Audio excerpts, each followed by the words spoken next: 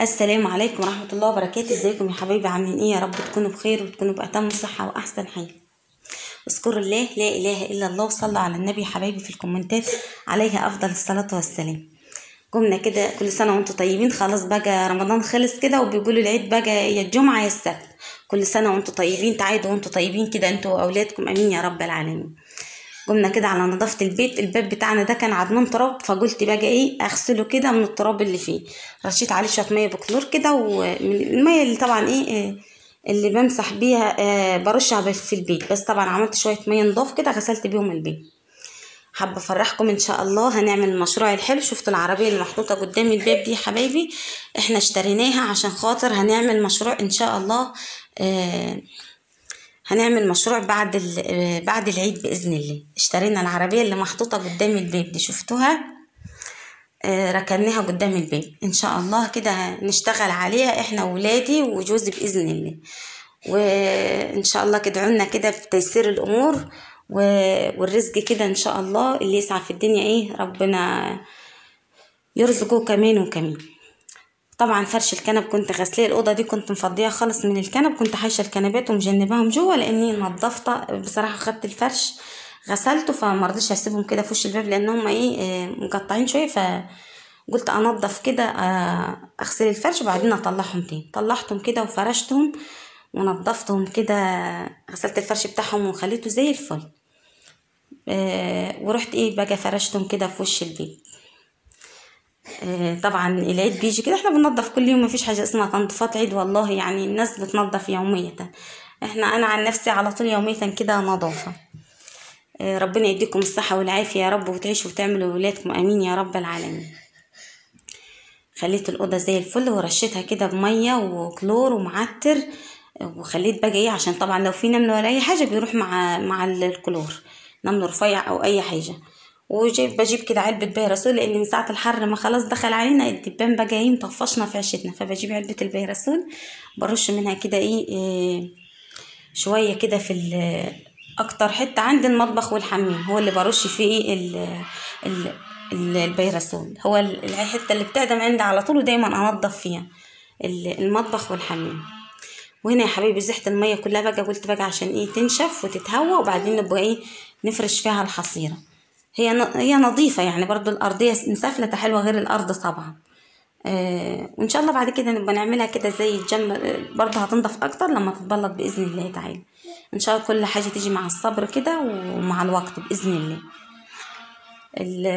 الوزات بتوعتنا عاملين عمال يزعجوا على السطح. وهنا كده كنت منظفه برضو الاوضه اللي بيناموا فيها العيال هنا، ورحت فرشت فيها كنت منظفاها ومسحه الارضيه بتاعتها، واخدت الحصيره كده وفرشتها، وفرشت كده الدواسه كده على عتبه الاوضه، وخليت يلا بقى اتحمسوا كده من محمد ونخلي الدنيا زي الفل كده، اخلي البيت كده النظافه تشمها الناس كده في الشارع. حبايب قلبي تعالوا بقى نعمل خلطات حلوه النهارده، كنت بعملها معاكم زمان. طبعا مش هو ده المشروع اللي انا قلت لكم عليه، لا طبعا المشروع ان شاء الله هعمله من بعد العيد ورايح، عشان خاطر ولادي طبعا قالوا يا ماما بعد العيد كده نعمل المشروع بتاعنا اللي هيدخل لنا رزق ان شاء الله لبيتنا، واللي يسعى في الدنيا ربنا يوسع رزقه كمان وكمان. فطبعا احنا بنسعى في الدنيا عشان خاطر ربنا يوسع رزقنا كمان وكمان، كلنا بنتعب، الامهات والابات بيتعب عشان خاطر ولادهم. اهم حاجه الواحد يرضى باللي ربنا عطاهوله كده ويحمد ربنا على اللي هو فيه ويقول الحمد لله. هنا يا حبيبي كنت بعمل معاكم الخلطات اللي هي الصابون دي، انتوا بتسموها الصابون، احنا بنسميها عندنا البريل، بس طبعا انا كنت بعملها خلطات غير كده بتاعت البيت، فقلت المره دي بقى اجرب الاكياس دي واشوف يعني هتطلع رزق كده زي الخلطه دي ولا مش هتطلع. المهم مش بتاع الحاجات دي. بصي يا حبيبي شغاله في الريف عندنا في الارياف، يعني بص 10/10، مشروع مربح مربح مربح وبيطلع رزق، والله العظيم بيطلع رزق. بص بجيب الخلطات دي وبعملها بيطلع منها غسيلي مسيح ومسيح ومواعين وهدوم وكل حاجة وبيع منها وبيطلع لي رزق الحمد لله.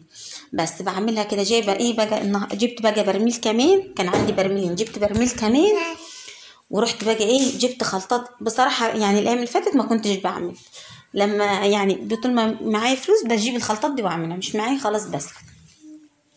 رحت بقى ايه يا حبايبي، جبت بقى ايه برميل، وجبت كيسين اللي هم الصابون دول. بصوا في دكان عندنا اسمه منظفات، هو اللي فيه الحاجات دي كلها، صابون، بصوا الحاجات كلها منظفات بيبيعها، بس مكتوب عليها طريقة الاستعمال يعني بتعمل ازاي. اخدت الكيس كده وجيت بقى ايه البيت، وقعدت بقى ايه الكيسين اللي هم في قلب الكيس دول يتحطوا على بعضهم ونعملهم عجينة واحدة، وبعد كده بنكب مية عليهم كده نقلب. طبعا هو ايه بياخد 5 دقايق على زي ايه ما بيتعمل. بصوا يوم ما رحت اجيب الخلطات الحلوة دي، بصوا يعني كنت راكبة العربية، فكان في 3 اطفال راكبين معايا العربية، كانوا ماسكين كرتونه صغير. انا بصراحه مش انا، فبقول لهم ايه انتوا كنتوا بتبيعوا حمام؟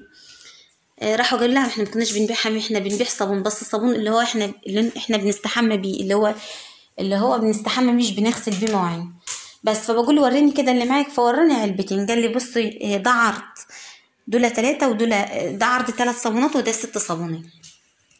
فبقول له والله ريحتهم حلوه، ده احنا عندنا الصابونه بتتباع ب8 جنيه ب10 جنيه بس ريحتها مش حلوه. طيب هتدهم لي بكام؟ قال لي ب45 جنيه. المهم راح ايه اعطاني الصابون، رحت اخدتهم.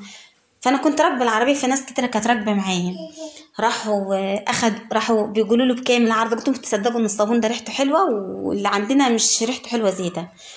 راحوا بصوا، كنت يعني كان معاهم باقي الكرتونه، العيال فرحوا ان باقي الكرتونه اتباعت، وانا فرحت، اقسم بالله ان انا فرحت ان انا كنت مجرد سبب لرزق ليهم. فرحت ان هم باعوا الصابون، كانوا راجعين يعني بعلية الكراتين، فالعربيه كلهم اخدت باقي الصابون علشان خاطر انا اشتريت منهم صابون، وقلت لهم باقي الصابون ده ريحته حلوه، ده عندنا بيبيعوه في جنبنا ومش حلو، مش حلو زي كده، وبيبيعوه رخيص كمان، يعني هطاه لنا عرضين عرض.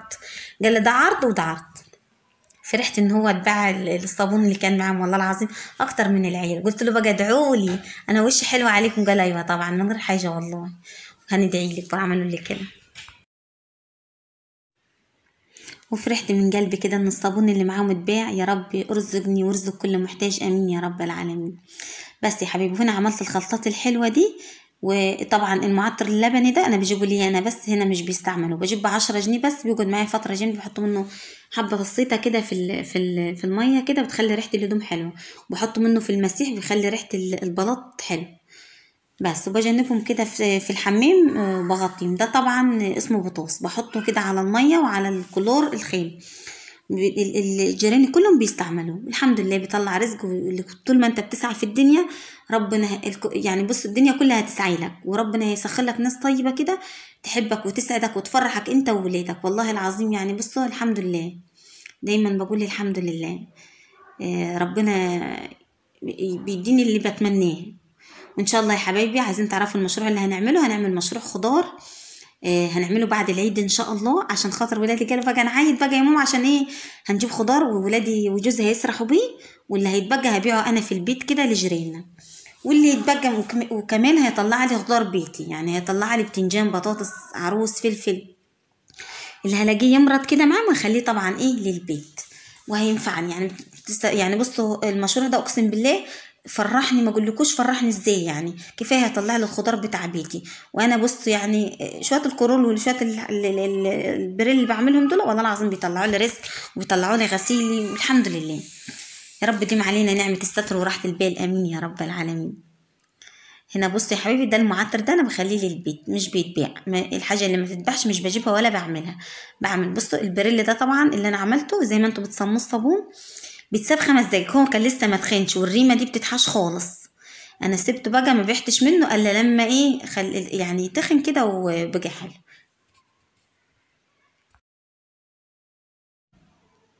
حبيب قلبي تعالوا بقى نعمل كده فطور النهارده، كده حاجه حلوه كده خفيفه وبسيطه من اكلنا البسيط. قلنا نعمل شويه محشي للعيال كده نفطر بيهم. رمضان جري بسرعه، ايامه عدت بسرعه، والله العظيم ايامه خير كده وفضل ونعمه. والله العظيم كان الواحد يتمنى السنه كلها رمضان. ايامه زي العسل، والله العظيم ربنا يعود علينا وعليكم الايام بخير يا رب، وخلص بسرعه. قلنا بقى نعمل معاكم اخر فطور كده معاكم كده، قلنا نعمل ايه شويه محشي. اشكركم من قلبي على الكومنتات الحلوه اللي جبرتم بخاطري في الفيديو اللي عدى. ربنا يسعدكم يا رب ويخليكم ليا وما تحرمش منكم ابدا، ويديمكم نعمه في حياتي، امين يا رب العالمين. والله يشرفني كده وجودكم كده في قناتي، يشرفني كده وجودكم كده في قناتي، والله العظيم بقول الكلام ده من قلبي والله. انتم اخواتي وحبايبي وامهاتي، ربنا يسعدكم يا رب ويديكم الصحة والعافية كده، وتعايدوا وانتم طيبين انتوا واولادكم، امين يا رب العالمين. قلنا بقى ايه، نعمل النهارده كده شويه محشي. والله الواحد مش بيفطر يعني، مش بياكل اي حاجه في الفطار غير بس إن كان ايه شويه عصير كده وبلح بس، يعني الواحد مش بياكله. بس بنعمل برضو ايه عشان العيد والاكل، بنفطر منه كده والباقي بايه بياكلوا منه ولادنا بقى اللي فاطرين. في النهار بقى بياكلوا من اللي بيتبقى. قلت بقى اعمل شويه محشي. طبعا انتوا عارفين ان محمد بتحب تقطع الطماطم كده، بحب اقطع الطماطم رفيع رفيع، ما بحبش اضربها في الخلاط، بتبقى والله العظيم طعمها جميل. طبعا طريقتي زي طريقه زمان امهاتنا وستي الله يرحمها، كانت دايما يعملوا الطماطم كده يقطعوها ويسبكوها، ما كانش في خلاطات ولا كان في الكلام ده. بس قعدت كده بعد ما سبكتها وعملت الخلطة بتاعت المحشي، قعدت بقى ايه اعملهم كده.